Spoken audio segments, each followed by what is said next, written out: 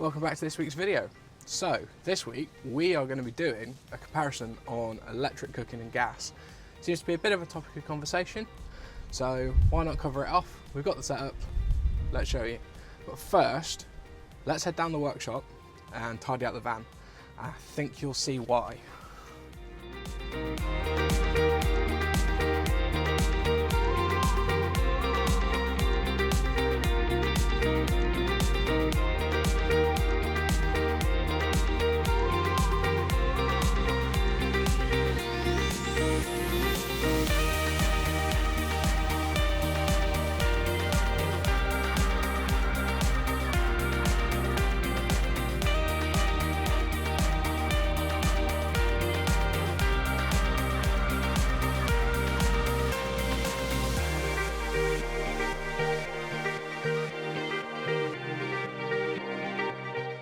So we can't really do this without explaining exactly how induction works. Essentially, all it does is it takes power from your battery and activates a magnetic coil inside the cooktop. Now I know what you're all thinking. You're all thinking, Alex, this is expensive. Alex, it's a pain in the ass. You've got to use specific pans. Yes, and yes. But we'll get onto that later in the video.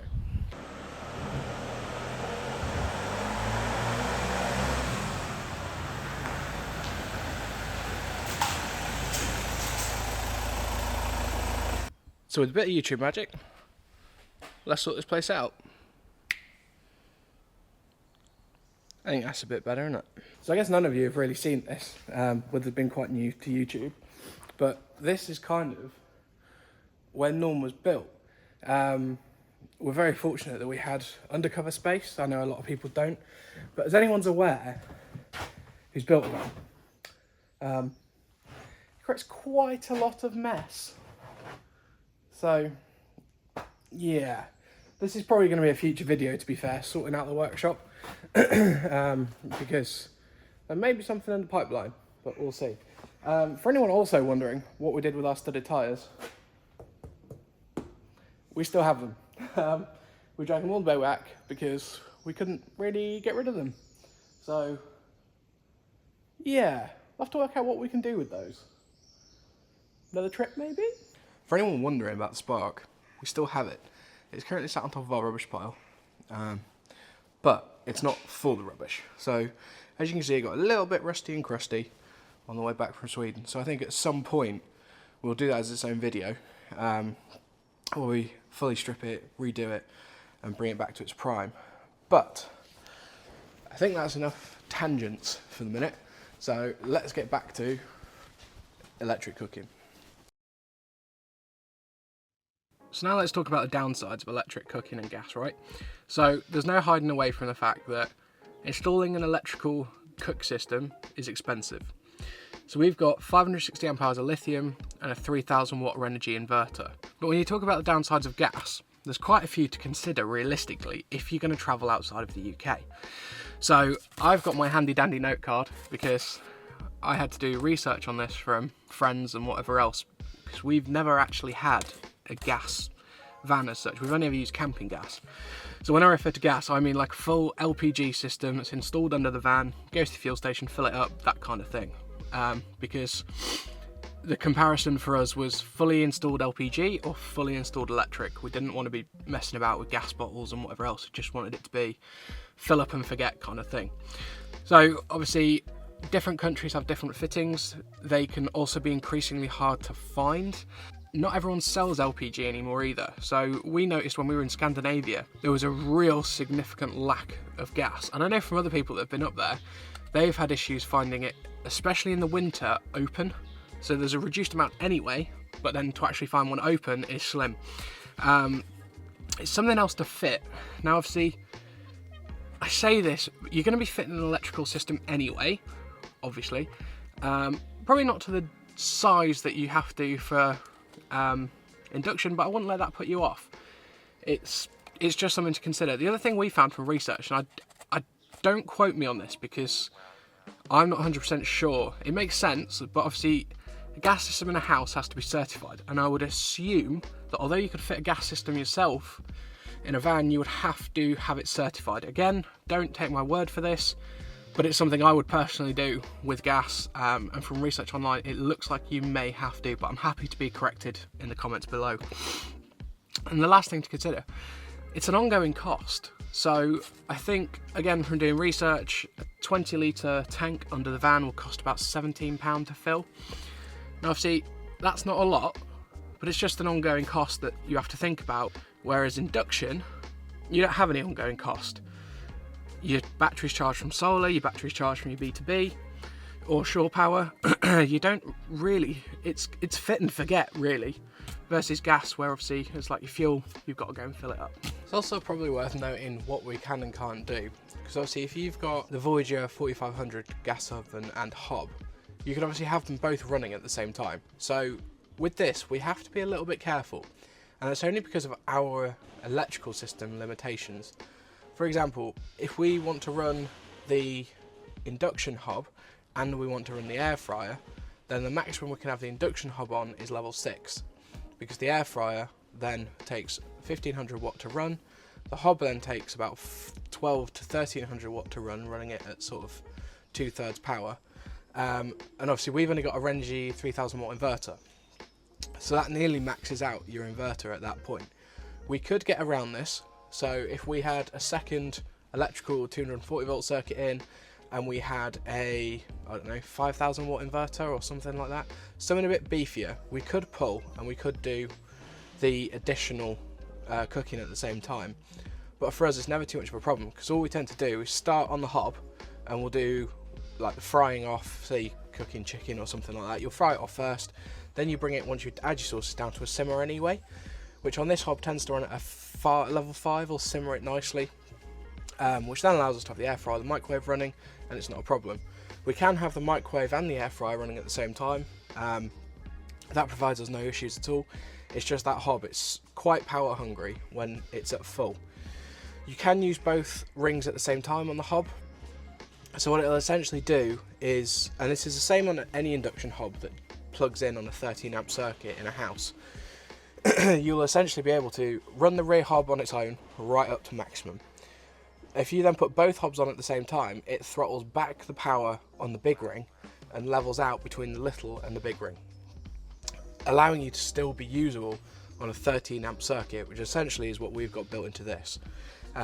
So it's no different than being in a house. It does that whether it's in a van or a house, but just something worth thinking about.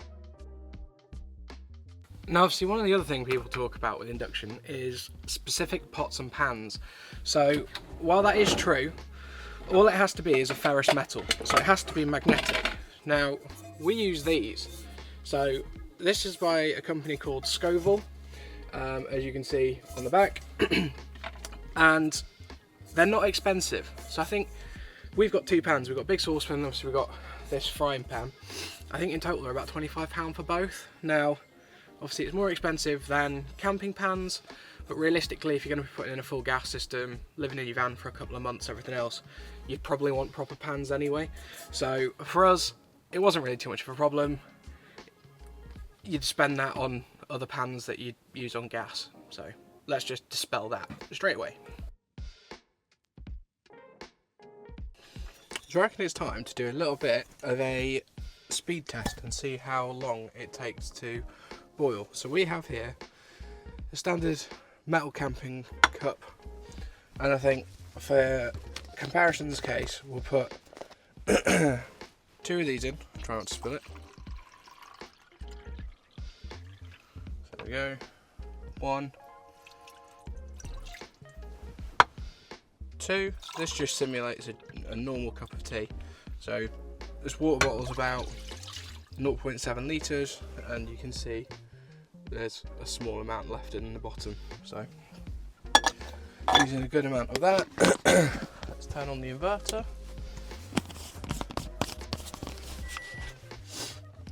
Let's get the timer going. So just open that, let's reset that. So for the purpose of this, we're going to put it on full power, just like that. Start the timer, just put it up to full. That's on full power, it's on 9. Let's see how long it takes to cook.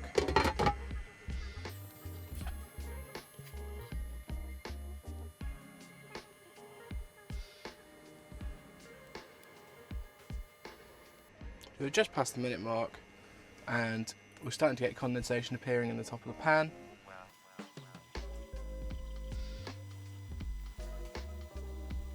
Let's just have a look, we just crossed 2 minute mark. As you can see, we're starting to boil already. We'll let that run now until it gets all the way to a full sort of rolling boil.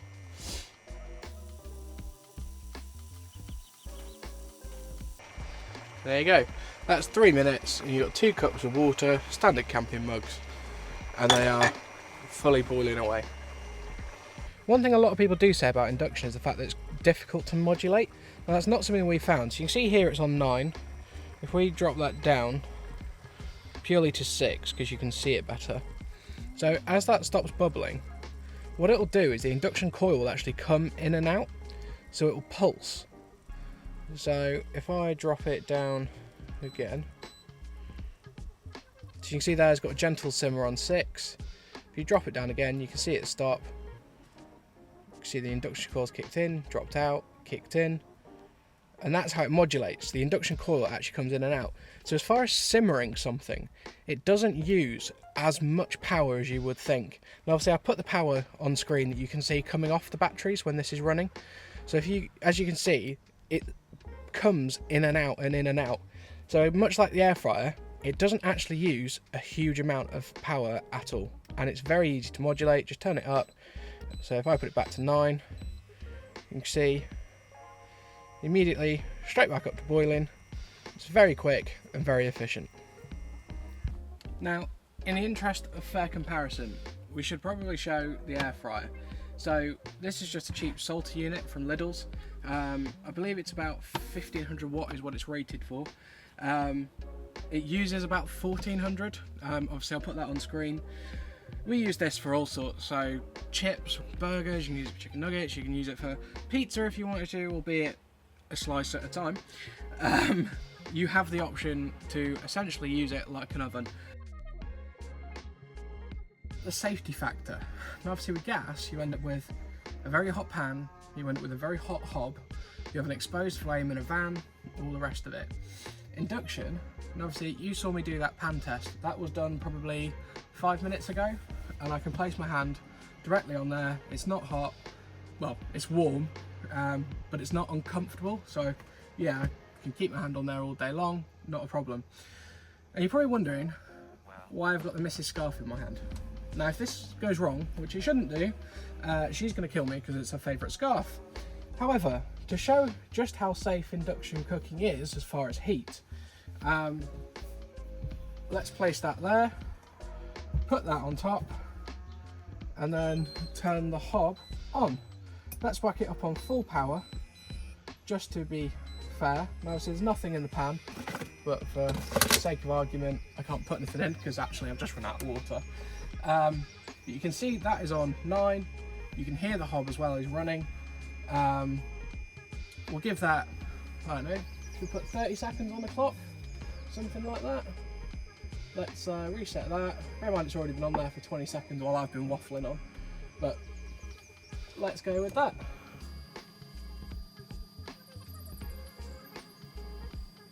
Halfway.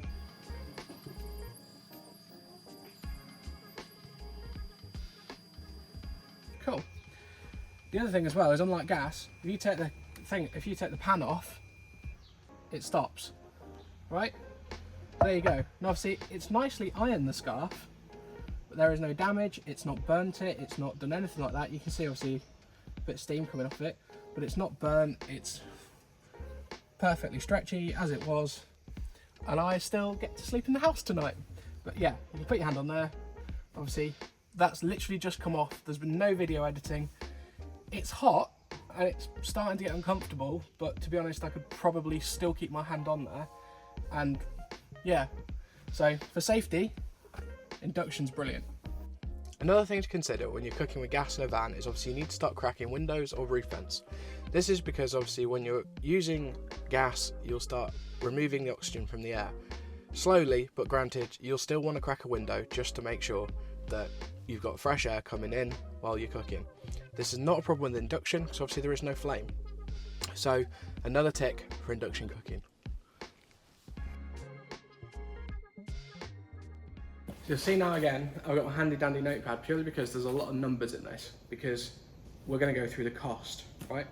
So when we were pricing up a gas system, we were looking at about £600 for an LPG system. That includes fitting kit, tank, everything to go underneath the van and bring it up through. We were then looking at a Voyager 4500 gas oven. I believe the same sort of thing as Will's Whereabouts has got, and that's where we found it. We thought that looked like a solid solution. Again, 500 quid.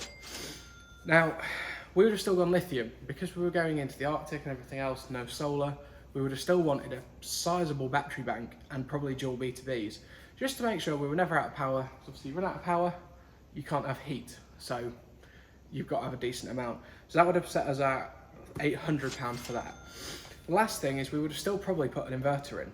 Granted, it wouldn't have been 3,000 watt, we'd have probably gone 1,000 to 2,000, but because Jess likes to use a hairdryer, we would probably have gone for the 2,000 one, so £219 for that. So in total, that puts you at just over £2,100, which all of a sudden doesn't make electric cooking sound so expensive. So let's run through the electric cooking setup. So Domino hob, which we've got, which all that means is dual hob, £130.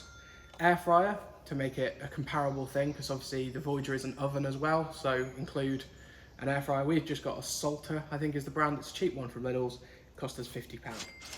Next up, 560 amp hour Fogstar lithium. That set us back £1,600, which sounds expensive, but obviously when you're running massive currents through, like you are with a hob, which is running 2,800 watt, you've got to have something substantial behind it.